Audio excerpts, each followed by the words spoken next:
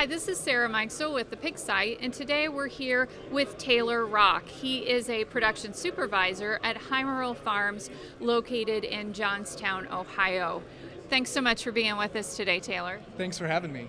Very good. And as folks might see, we're here at the Star Veterinary Conference, or Veterinary Service Swine Conference that they put on every year. And this year we're in Muncie, Indiana. So, and speaking of this, you spoke to the audience today and talked about labor, a very hot topic and one that can be confusing and an absolute nightmare for some people, right?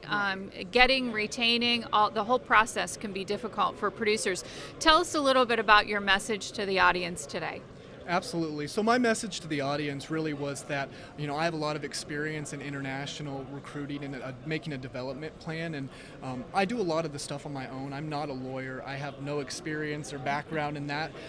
Rarely have ever even been in a courtroom, but, I wanted to share that these international employees through the TN visa programs and other programs are very accessible, and it's not a hard thing for any producer to be able to do. All it takes is simply finding a good candidate and writing a letter and having a few things set up for them when they get here because they're coming from another country, and you're looking at having full staffing, within 3 to 6 months. That's amazing. So tell us a little bit about the process that you go through when you're doing this. Absolutely. So the process is simple. So, I'll find my candidate, I'll recruit them, make them an offer. After that time, when they have their offer, they will schedule their visa interview in Mexico, and I'll go ahead and write them an employer letter, which is a breakdown of what the company does, what the necessities are of having the NAFTA employee, as well as what the compensation package is, and why the candidate is going to be a valuable asset to your team. And then they go and do their 2 separate interviews at the consulate. One interview to check all their documents, and the following interview to meet with the consular officer and ask questions about what their activities are going to be here in the U.S. And if they're approved, 1 to 2 weeks later, they'll have their visa in hand, and they can be on your farm within 3 weeks after that. That is amazing. And you started out by saying, I find my candidate. Tell me about that process, because that to me feels like the scariest part of the process is finding people. And how do you go about that? Is that an online process?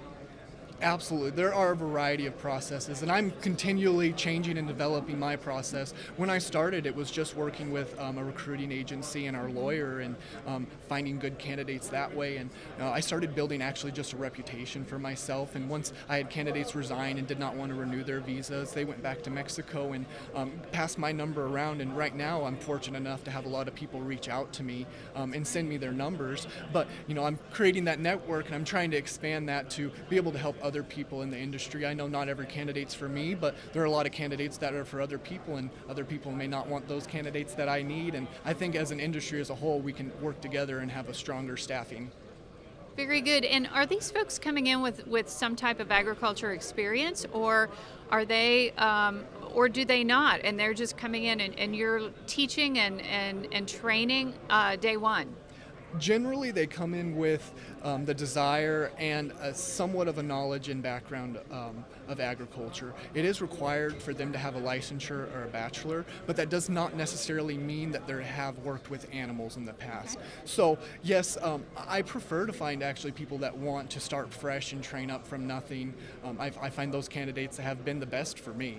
Oh, that's really interesting, actually. That's an interesting setup. But and I guess the concern I think that most people probably have is that this is a cumbersome process. But you're saying your experience has really been you learn it and you benefit long term. You're benefiting, right, from the time, I guess, and effort you put into it.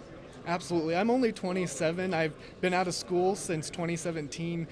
No background in any of this stuff. And, I learned on the fly from, speaking with a lawyer. I was fortunate enough to have that experience that gave me the ideas to look more in depth. And I sat there and read the whole NAFTA and USCIS website. And it's very simple and laid out. It's just the legal mumbo jumbo that scares people away. But anybody is capable of it if I am capable of it. And let's talk just for a couple of minutes about once the folks get here, right? What's it like when they arrive, right? How do you handle that? You're picking people up at the airport. You have living quarters for them. I would assume, set up or have made arrangements? Yes, absolutely. So I have a whole script of after I book their flight about the processes I'll send them about how to travel here, down to what door at the airport I want them to meet me at. I'll send them a picture of my vehicle, that's what I'll be picking them up in. I always pick them up and go and take them to get a meal and have some food because they've had long travel, and take them to one of our organized housing. We have a few different apartments and houses at our different farms, and I'll have in there ready for them to go a laundry hamper full of bedding, towels, laundry soap, toothbrush, all those necessities that you think when you travel and you're like, darn, I didn't pack that thing. Right. I like to have all those things ready for them, as well as like kitchen utensils and things like that. So they're able to get going and they don't have to be burdened with, how do I figure this thing out in a new country? Right, and let's talk just for a minute about communication, right? Because I assume some of these folks are coming in speaking only Spanish, right? Absolutely. So communication can be a bit of a challenge. You do get some bilingual candidates, but I'll tell you, the Spanish-speaking candidates, they have the desire to learn English. So if you put the effort in to try and work with them, they will 100% of the time put the effort in to work with you. I use things like WhatsApp to message with them back and forth, and use translating services as well. And that has been very beneficial.